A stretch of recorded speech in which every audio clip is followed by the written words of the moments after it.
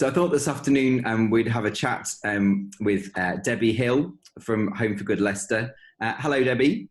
Hi, Michael. How are you? Yes, we're good, thank you. You might be able to hear our little crying baby in the background, but we're doing well, thank you. Good. So we're going to just have a little chat about Home for Good. So we've just become a Home for Good supporting church. So that's really exciting. We're really, well, I'm particularly pleased that we've been able to do that. Thank you. We do really appreciate your help and your support. That's amazing. Thank you. That's quite all right. So how do Home for Good churches like ours make a difference to the charity? So we encourage churches to become a Home for Good church because it shows to us that the Christian community cares about vulnerable children. And it's not just about the one passionate person, you know, the one foster carer or adopter, but about the whole church saying, this is important. In the Bible, it talks about our biblical mandate to care for vulnerable children, those in distress. And by saying you're a Home for Good church, we said actually this is really important to us. We want to know about it. We want to support those involved in it. We want to pray as a church. We want to pray for our city and for our children and for those that are known to us. And it helps the organisation as well because we are often involved in a kind of political advocacy role where we are talking to the government about vulnerable children. And the more churches that we have that are signed up to become a Home for Good church, the more we can say to the government, look, these churches are taking this seriously and they want to be a force for good. And so it makes this really powerful statement to our government. Actually, I got an email this week from Home for Good saying that it was churches that were taking the most at-risk and children, the children that had been in care for the longest, which I think is amazing that that's already being recognised at Home for Good, being able to do that and pass on those people who have got a real great big passion for fostering and adopting those who are really vulnerable. Yeah, it's a key part. Sorry, it's a key part of our messaging is that there are children who do wait a long time. And we want to champion those children in particular and say, actually, as a family or as an individual, could you foster or adopt those children that have been waiting the longest? So it's just lovely that that's been recognised. So what should someone do then if they're interested in fostering or adopting? So if somebody is interested in fostering or adoption, then we are able to speak to. They are very welcome to contact us either by email or through our website. We've got a little contact form on there. And we will happily have a chat with them, informal chat about what it's like to foster or adopt, any questions they might have, and signpost them to, I guess, the next stage for them. What about people who are already fostering and adopting? Is there anything that you can do for them? Yeah, so we have a lot of support networks in Leicester and Leicestershire. And so if they would like to connect with other people involved in fostering adoption, then we can signpost them to those support networks. And then normally, obviously a lot's changed at the moment, but normally we run events, activities, projects, training courses, all sorts of things for local foster and adoptive families.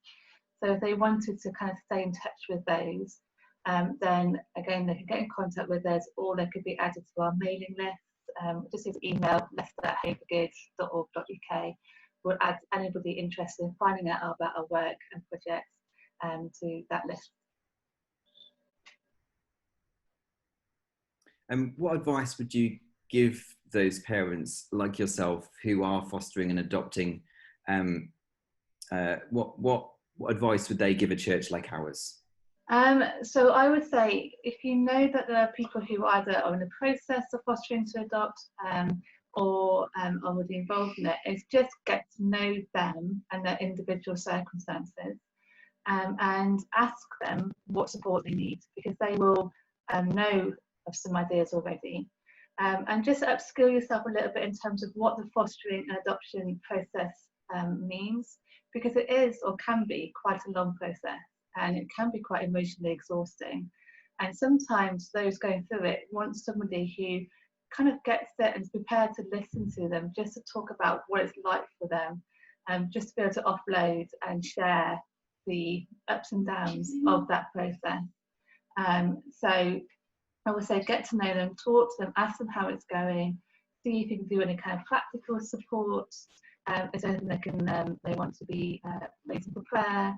And just be prepared for the long haul. It's not something that is a kind of a one kind of conversation, it's a long haul. And there's different processes that they're going to go through. So they're going to start with this initial kind of application, and then a long assessment, and then an approval panel, and then a wait for a child, and then a match, and then a child arriving, and then the whole thing about that child settling in. So there's different levels of support and different types of support that might be needed at different points in that journey. So just be open to that conversation and ask them what it is for them that will help. It sounds really challenging, but it must be absolutely worth it when you finally get to the end of that process. How did you guys feel about that when you got to the end? Oh, it was like a massive relief because, we've been through 2 fostering assessments in our time, because we did fostering a long time ago, then had a break, and then went through another one. And it's a long assessment process. It took us 10 months from start to finish. So the moment you come out of that panel and they said yes, it's like you feel euphoric, because you've gone through every single emotion possible in those 10 months, from excitement to exhaustion to worry to frustration about how long it's taking to confusion about why they're asking questions. Is it what on earth have they got to do with us wanting to have a child? It's just a strange time, but when you get through, it's amazing and really worth it. So what can we be praying for at the moment, both for you guys but also for the charity locally and nationally? So for us, we're a fostering family, and we do a range of different types of fostering. So we have children that stay for a long time, and a long-term fostering arrangement, and children that stay for a short amount of time, either as a short-term placement or an emergency respite. We currently have 3 children with us, and we're homeschooling, and also having to manage contact with their family and contact with social workers differently, and that's quite tiring. So I guess just pray for all those visits and contact sessions that we're doing, that we'll do those well, and that we'll be preparing our children to go back to school, whatever that looks like or whenever that happens. We obviously don't know very much about that, but our kids sometimes struggle with the lack of routine in their lives, and so having a school routine helps them. 2 of our children have got additional needs as well, so they need extra support and care. So just pray that we're able to meet those needs particularly. We do find that a lot of children that come into care do have additional needs. So I guess the other thing to be aware of as a church is actually, as a church, how do you help parents and carers with children with additional needs? What can you put in place to help them feel settled and part of the family? So I guess that's for us as a family, but for Home for Good more generally, we are expecting to see more children come into care as a result of the coronavirus crisis at the moment, just because we know that a lot of families who are vulnerable don't have the support that they'll normally have and are coming under increasing pressure.